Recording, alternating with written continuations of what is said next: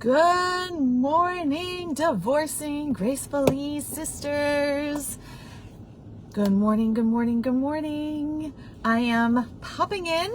I'm already here at Starbucks, can you believe it or not? Usually our coffee chats in the morning. I am en route to Starbucks, but I got here nice and early and I thought I would come to say hello. So for those of you who may not know me, my name is Donna Rudowitz and I am a licensed clinical social worker as well as an expert relationship transformational coach. So what I do is I help women heal their soul fracture from divorce, learn how to become their own soulmate first, really fall in love with themselves first. So if and when they're ready to attract their soulmate, they will attract the right person and not have to make the same mistakes and keep attracting the wrong people, places, and things over and over again. What I have found in my work as both a relationship coach as well as a therapist is that it's not necessarily what we're thinking in our head that's coming to us. It's how we're feeling, right? It's what's in our heart. So if you're operating your life from a soul fracture, or you're operating your life from, I think things are good, I just don't see hope in this area, or I'm struggling in this area, what's going to happen is that's what you're going to be attracting from. So it's so important, the work we do. And that was my hubby that was calling in. Hi, Elizabeth. Good morning. Good morning. So what is so important about the work that we do here at Divorcing Gracefully and Beyond is by healing our soul fracture, we're coming in and changing the psychology of how we're showing up in the day. And we're changing the trajectory of our life, not only for our life, but for our children's lives and for generations to come. So that's why healing the heart is the single most important thing you could do. So many women will come to me, and when we're having conversations, and there is no judgment, it just is. It's just the conversation of they're lonely, they're wanting to meet somebody else, they're out there dating, they're out there doing the things that their friends and their moms and their sisters and their cousins are telling them to do, like get on Match and go meet people and do those things. And inherently, it's not necessarily a bad thing. What the challenge comes though, if you're not ready, if your heart is not in the right place and your mindset is not in the right place and your frequency is not in the right place, what will end up happening is there may be a prophecy you're having. Say there's a prophecy in your mind of there's no good guys out there, or that finding someone is going to be difficult. And what will happen is your outside will meet that prophecy. It will become a self-fulfilling prophecy because you haven't done the work on yourself first. So kind of think about it like this. Let's consider each one of us as our own individual garden, right? We have our own garden that we're cultivating, and you're cultivating your garden and I'm cultivating mine. If I were to go to the store and to invest in gorgeous organic seeds, right? The non-GMO kind, beautiful organic seeds, and I would to take those seeds and plant them in arid soil, really dry soil, and just the ground is not so good. The ground may be a little toxic. Hi, Robin. I'm so glad that you're here.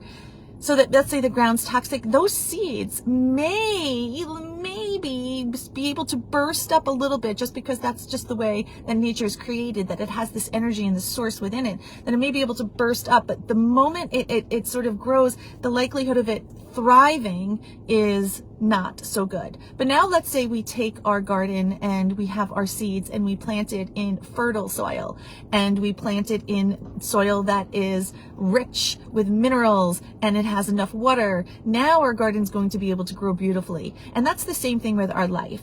So, the past couple of days, there's been things in my personal life, in work, and things that have been, I would say, challenging, just managing extra pieces and putting things together. And what I know about connection and what I know about the work that we do is that if I am feeling a little bit of disarray, then likely my clients are, or the people who follow me are. So I'm wondering if you're feeling the same thing, a little bit of disarray. So in the past, the disarray may have defined how I showed up for the day, right? I would have, if especially if I had a soul fracture, right? Because at the time I was in your space with my soul fracture, mostly everything that I saw in the world was out of the lens of my fracture. It wasn't out of the lens of my abundance. And so what I would see is the challenge, and I would define that to be that this is going to be a good day or a bad day, or this always works out for me, or things always don't, or see, this is the reason why I don't do these things, or whatever that languaging is. Now, when a challenge comes into place, I look at it from a sense of curiosity. I'm like, isn't that interesting? What's going on that's presenting this to me? Because it's my ability to be able to understand that my challenge doesn't define me. The challenge is the challenge, and the most successful women in this world, and if you're a DG sister, you are an amazing, incredible, courageous, brave woman who is here in the Divorcing Gracefully and Beyond community. And what I know is that the most successful in the women in the world, who is you, the reason why we're here is because we refuse to fall down, or let me rephrase it, we refuse to stay down, because we're going to fall down, but we refuse to stay down. We have resilience, and we have grit, and we have tenacity, and we have courage, and we have bravery, and we made a decision that our past is not going to be our future, and that we're breaking the generational curse of divorce and lack with us, that it stops here, the buck stops here, and that I may not have been the one originally to have a marriage, and I was affected by divorce, is that I drew the line in the sand, and I refused to have that go on for my family and my children, and that's why I made the choice for myself to change my trajectory. I'm now remarried to a wonderful man who has been a wonderful stepfather to my children. I'm not going to say the journey was easy. There's learning when you're blending families. There's a lot to be there. But I know God is no respecter of persons, and if I could do it, so could you. So what I would invite you this morning is, if you're in a wobble, or there's a challenge, or there's a little disarray, I don't know if Mercury's in retrograde, but that's what it feels like, is don't allow that to internalize and make a meaning of something. Just become curious. Ask yourself, what is it that's going on right now? Because you have the power to make the decision that you no longer have to live by the lack or the soul fracture. That you can make the decision that I'm going to live by the abundance. I'm going to live by what I know is in my heart to be true. Because if you're like me, what I knew when I was in your space, I just knew it. I knew there was a different life for me. I knew that this wasn't it for me. I knew that I wanted to be married. I wanted to be connected. I wanted to have a certain level of career, earn a certain level of income, have a certain level of life, have certain experiences. And I just wasn't willing not to do that. And so I made the decision that I was going to do whatever I needed to do in order to have that happen. And naturally and organically, what ended up happening is piece by piece. It's almost like God has a bread trail for us, right? Piece by piece, the pieces were led to me. And I truly believe that if you're here with me and you're listening to me now, that we are meant and we are connected for whatever reason, that your bread trail has led you here.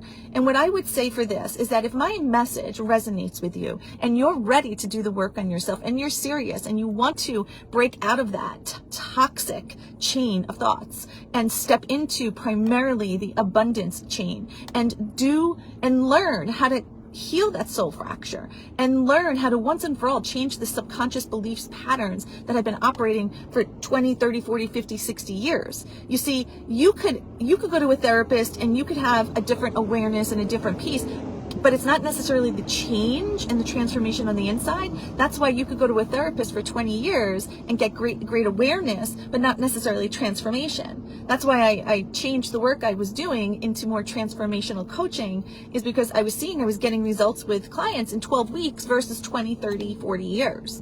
So if my message resonates with you and you're ready, come join the DG family. We are an amazing sisterhood. We are hard workers. We really are going after what we want in life. And concurrently, I am on this journey with you. So if this is something that resonates with you, there's a link below. Book a call with me. And if you're not ready for Divorcing Gracefully and Beyond, that's okay too. We could join here at Coffee Chat. You could join me in the mornings and we could connect.